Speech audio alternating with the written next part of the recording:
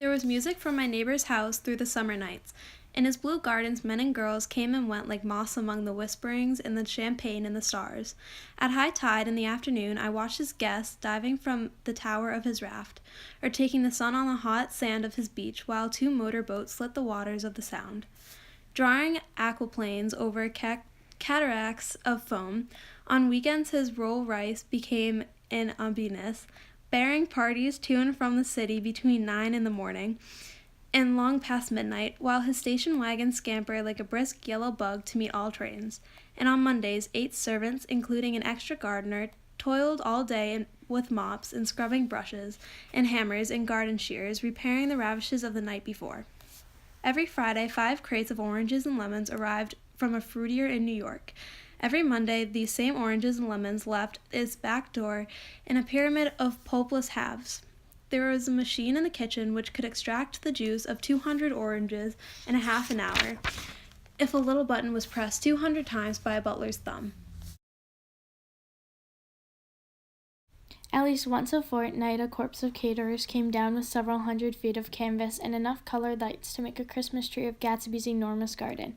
On buffet tables, garnished with glistening hors d'oeuvres, spiced baked hams, crowded against salads of Harkland designs and pastry pigs and turkeys, bewitched to a dark gold.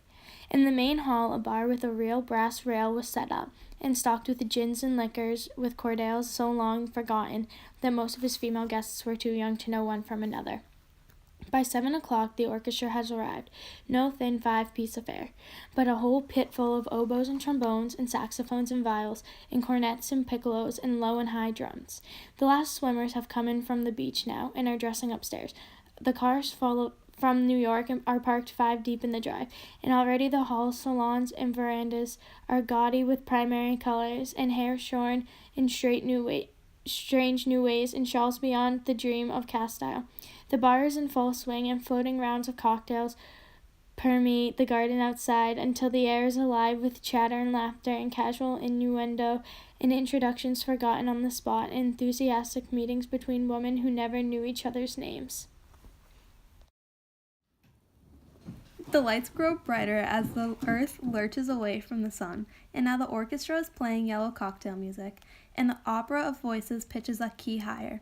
Laughter is easier minute by minute, spilled with prodigal tipped out at cheerful world.